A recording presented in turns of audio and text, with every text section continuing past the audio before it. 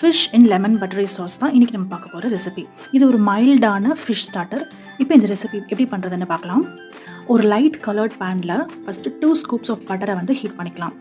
ஏன் நம்ம light coloured pan use பண்ணணும்னா, இந்த பட்டரை வந்து நம்ம நல்லா ப்ரௌன் ஆகிற வரைக்கும் இதை நம்ம மெல்ட் பண்ண போகிறோம்.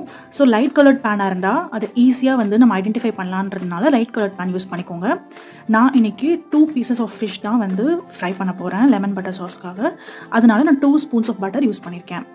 நீங்கள் ஒயிட் வைன் யூஸ் பண்ணி பழக்கப்பட்டவங்க அப்படின்னா இது கூட ஒரு டேஷ் ஆஃப் ஒயிட் வைன் வந்து யூஸ் பண்ணிக்கலாம். பட் நான் இன்றைக்கி சிம்பிளான லெமன் பட்டர் சாஸ் தான் எப்படி பண்ணுறதுன்னு காட்ட போகிறேன். ஸோ பட்டரை வந்து மெல்ட் ஆனதுக்கப்புறமா நீங்கள் கண்டினியூஸாக ஸ்டிர் பண்ணிகிட்டே இருக்கணும். லோ ஃப்ளேமில் வச்சு ஸ்டிர் பண்ணுங்கள். இப்போ பார்த்தீங்கன்னா அந்த கலர் ஆஃப் த பட்டர் வந்து எல்லோலேருந்து ப்ரௌனிஷாக லைட்டாக வந்து சேஞ்ச் ஆகிட்டுருக்கு. ஓரளவுக்கு மைல்டு ப்ரௌன் வந்ததுக்கப்புறமா ஃப்ளேம் ஆஃப் பண்ணிவிட்டு இந்த பட்டரை வந்து ஒரு பவுலில் ட்ரான்ஸ்ஃபர் பண்ணிடலாம். ஸோ இதுதான் நம்மளோட ப்ரௌன்டு பட்டர். இப்போ இந்த பட்டரில் வந்து லெமன் பட்டர் சாஸ் வந்து ரெடி பண்ணிடலாம். ஸோ 2 ஸ்கூப்ஸ் ஆஃப் பட்டருக்கு நான் 1/4 ஸ்பூன் ஆஃப் லெமன் ஜூஸ் வந்து ஆட் பண்ணியிருக்கேன்.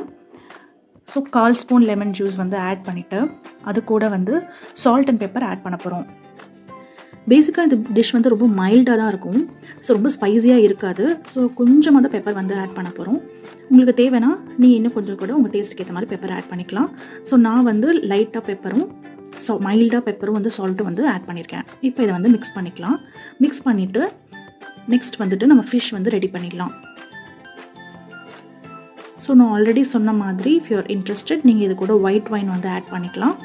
நெக்ஸ்ட்டு ஃபிஷ்ஷை வந்து ரெடி பண்ணிடலாம். ஃபிஷ் வந்து நீங்கள் வந்து கெளுத்தி மீன் இதுக்கு யூஸ் பண்ணலாம், இல்லை வஞ்சரம் மீன் கூட யூஸ் பண்ணலாம். இந்த மாதிரி ஃப்ளாட்டாக அக்ராஸ் கட் பண்ணி வாங்கிக்கோங்க. அந்த ஃபிஷ் ஸ்லைஸ் மேலே கொஞ்சமாக சால்ட் அண்ட் மைல்டாக மறுபடியும் பெப்பர் வந்து போட்டு இதை வந்து நம்ம கொஞ்ச நேரம் மேரினேட் பண்ண போகிறோம்.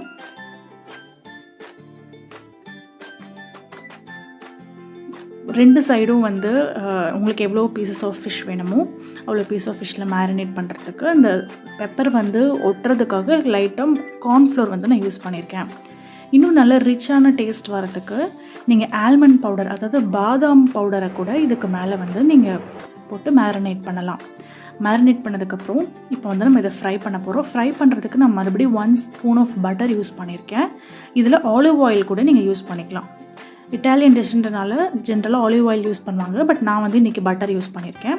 இதில் நம்ம மேரினேட் பண்ண ஃபிஷ் பீசஸை வந்து இப்போ ஃப்ரை பண்ண போகிறோம். ஃபிஷ் வந்து சீக்கிரமாக ஃப்ரை ஆகிடும். அதுவும் இல்லாமல் நம்ம இதை அக்ராஸ் ரொம்ப மெலிசாக வந்து ஸ்லைஸ் பண்ணியிருக்கோம்.